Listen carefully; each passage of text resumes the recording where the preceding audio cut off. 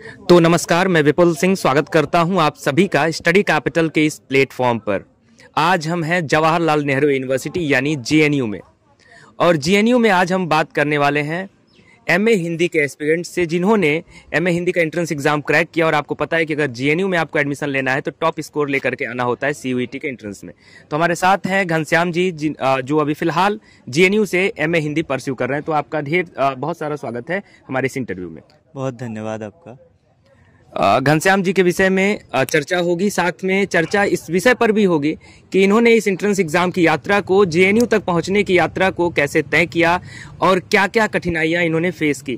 तो सबसे पहले शुरुआत में आपके थोड़ा बैकग्राउंड से जानना चाहूँगा कि आपने 12th कहाँ से किया, ग्रेजुएशन कहाँ से किया, उसके बाद आप जेएनयू तक की यात्रा तक कैसे पहुँचे। मेरा 12th और ग्रेजुएशन तक की पढ़ाई बिहार से हुई है, LNMU दरभंगा से।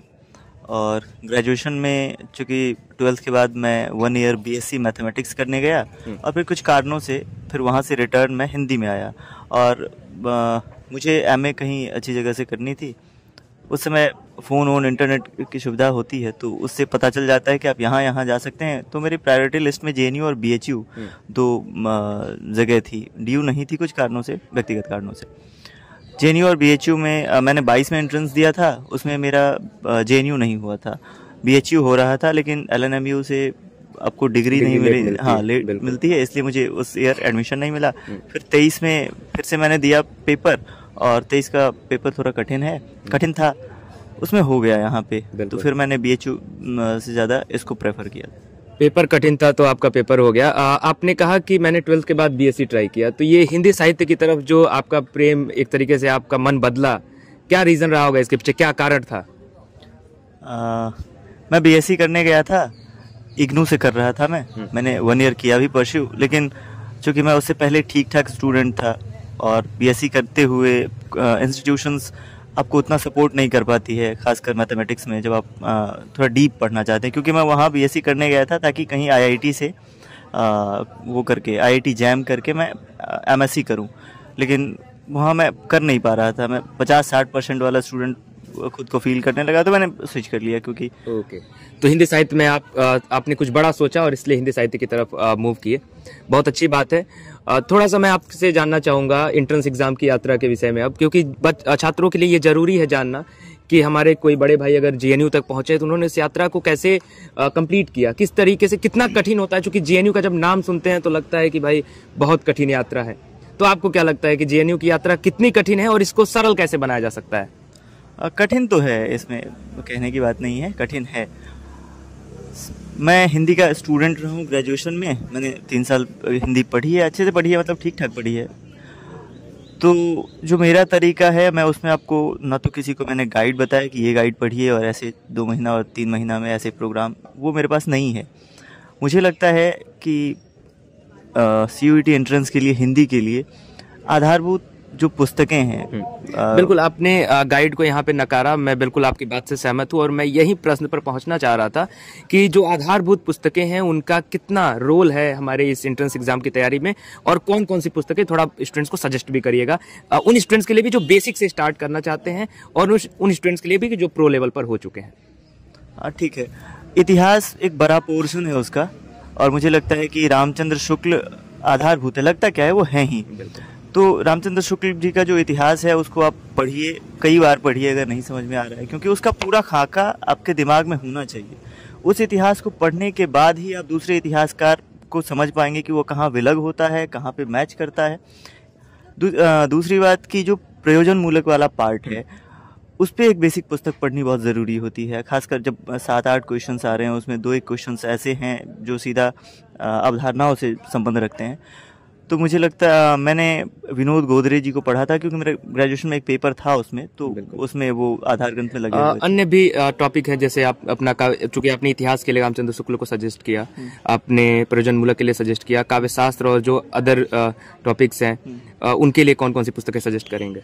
काव्य शास्त्र के लिए अगर पुस्तक पढ़नी है तो मुझे लगता है भागीरथ मिश्र ने अच्छा लिखा है। उन्होंने, उनकी भाषा थोड़ी कठिन कही जाती है लेकिन विस्तार से उन्होंने लिखा है, बहुत समझाते हुए लिखा है। अच्छा, दो पुस्तकों पर ज़्यादा चर्चा होती है किसी भी प्रवेश परीक्षा के लिए, खास करके हिंदी विषय में जब हम आते हैं। विशेष खास करके क्या हिंदी विषय की ही मैं बात कर रहा हूँ। सरस्वती पांडे, गोविंद पांडे और साथ में दृष्टि की जो फिलहाल बुक आई हुई है हिंदी साहित्य की, इस पर खूब चर्चा होती है कि एंट्रेंस एग्जाम के लिए इसको पढ़ना चाहिए, नहीं पढ़ना चाहिए। कुछ लोग इसको सजेस्ट भी कर सकते, कुछ लोग कहते हैं कि नहीं, इससे काम नहीं चलेगा। तो आपके क्या राय है इस पर? दृष्टि तो मैंने आज तक नहीं पढ़ा है, तो मैं उस पर नहीं कुछ बोलूँगा। गोविंद पांडे की बुक अच्छी है, लेकिन वो आपके लिए उपयोगी तब होगी जब आप इतिहास पढ़कर आएंगे, आधारभूत पुस्तकें पढ़कर आएंगे।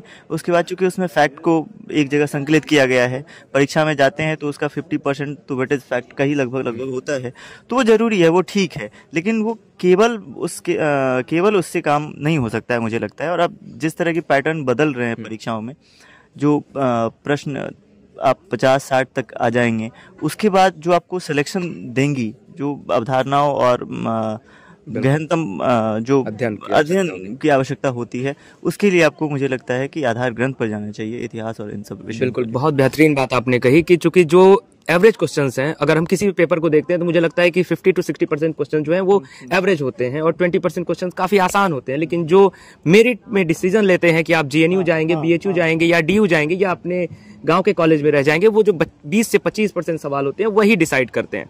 तो उनके लिए आपके सब्जेक्ट पर जो गहन अध्ययन की आवश्यकता है वो होती है। थोड़ा सा मैं, अगर आप स्टडी कैपिटल के विषय में कुछ बताना चाहें कि स्टडी कैपिटल से आप किस तरीके से परिचित हैं और स्टडी कैपिटल स्टूडेंट्स की हेल्प किस तरीके से करता है, तो जरूर अपनी राय रखें। मैं तो उस समय की बात बता रहा हूँ।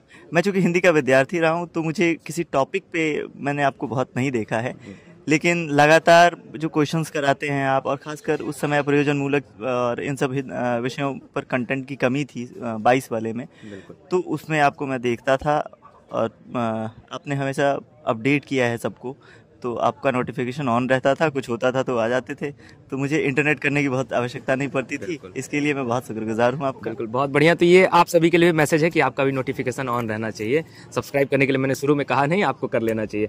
खैर, अगले पॉइंट पर हम चलते हैं। कोई भी प्रवेश परीक्षा होती है, कोई भी परीक्षा है, तो उससे पहले एक प्रैक्टिस की, एक अभ्यास की आवश्यकता होती है, जिसमें हमारे सामने टेस्ट सीरीज होता है या फिर एमसीक्यूज के जो क्वेश्चंस होते हैं, अब किताबें होती हैं, या फिर हम ऑनलाइन भी इस समय बहुत सारे माध्यम है, तमाम माध्यम है कि हम अपने आप को ट्राई कर सकते हैं।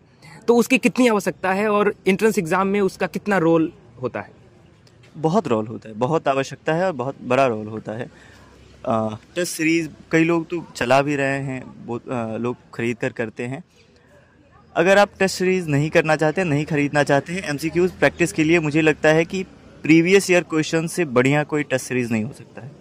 बिल्कुल, लेकिन कम से कम आप पीवाईक्यूज तो कर ही लीजिए और बहुत अच्छे से कीजिए, बहुत एनालाइज करके। सीयूईटी के साथ में मुझे लगता है कि जो पहले जेएनयू का पेपर हुआ करता था, बीएचयू का था, डीयू का था, उन्हें भी सॉल्व करना चाहिए। हाँ ठीक है, क्योंकि आप सीयूईटी पे बहुत कुछ आपके पास बचा नहीं है।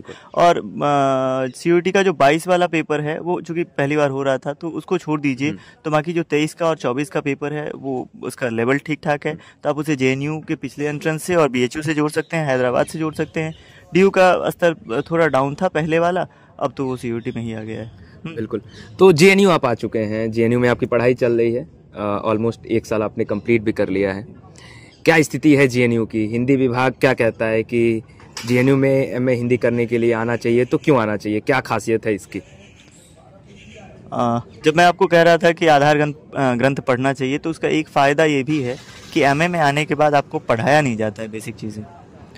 उसके बाद एमए में आने के बाद आपकी पढ़ाई विवादों में उलझती है कि क्या विवाद है और इसमें आपकी पक्षधरता क्या है, और आपकी सारी वैज्ञानिकता उस पक्ष को चुनने में होती है। इसलिए भी अगर आप आधार ग्रंथ पढ़कर आते हैं, बेसिक्स पढ़ के आते हैं, तभी आप, मुझे लगता है कि यहाँ पे सरवाइव कर पाएंगे। तभी यहाँ का जो एनवायरनमेंट है और यूँ कहें कि यहाँ के जो सब्जेक्टिव्स हैं उसका आनंद उठा पाएंगे। हाँ बिल्कुल बिल्कुल, नहीं तो फिर आपको कुछ नहीं पता चलेगा। आप जैसे तैसे 5.5 सीजीपी करके ले जाएंगे, लेकिन आपको कुछ नहीं पता होगा, आप बहुत संसार होंगे, होते हैं यहाँ पे लोग। बिल्कुल। तो ये हमारे साथ जुड़ रहे थे घनश्याम जी, जिनसे हम चर्चा कर रहे थे जेएनयू एमए हिंदी के एंट्रेंस एग्जाम के विषय में। इनसे हमने बहुत सारी चीज़ें समझी हैं, जेएनयू के कैंपस के बारे में हमने समझा है, और जैसा कि जेएनयू के कैंपस के बारे में इन्होंने बताया कि अगर आप अपनी तैयारी में बेहतर हैं, एंट्रेंस एग्जाम में क्यों होता है कि जेएनयू में सबसे ज़्यादा मार्क्स वाला ही स्टूडेंट आता है, वो आवश्यकता भी है और वो ज़रूरत भी है और वो आपके लिए ठीक भी है। अगर आप 100 नंबर लेकर के जेएनयू में आ जाएंगे तो मुझे नहीं लगता है कि यहाँ पर आप सर्वाइव खुद को कर पाएंगे। तो आपका नॉलेज, आपका गहन अध्ययन ही आपके लिए आवश्यक होगा। जेएनयू में आपका आकर के आपको सीखने को बहुत कुछ मिलेगा, जानने को बहुत कुछ मिलेगा, अपने आप को डेवलप करने का जो एक आपके अंदर जो मादा है वो और भी बढ़ेगा। तो हमारे साथ घनश्याम जुड़ रहे थे, आप देख रहे थे इस इंटरव्यू को स्टडी कैपिटल के हमारे यूट्यूब चैनल पर। जुड़े रहिए हमारे साथ सीयूईटी के किसी भी प्रकार की इन्फॉर्मेशंस के लिए, सीयूईटी पीजी की अपनी प्रिपरेशन के लिए जो भी हेल्प चाहिए, हमारा कॉन्टैक्ट नंबर, हमारा ऐप, सब कुछ आपको नीचे स्क्रॉल हो रहा है। तो हमारे साथ जुड़िए। ये वीडियो बेहतर लगा हो तो अपना लाइक बटन जरूर क्लिक करिएगा, साथ में वीडियो को शेयर कर दीजिए अपने सभी दोस्तों तक, ताकि ये टिप्स एंड ट्रिक्स जरूर पहुंचे। और किसी भी डाउट के लिए कमेंट बॉक्स ओपन है, घनश्याम जी भी अपना वीडियो देखेंगे, अगर जरूरत पड़ी तो ये भी आपको रिप्लाई करेंगे। बहुत बहुत धन्यवाद, नमस्कार।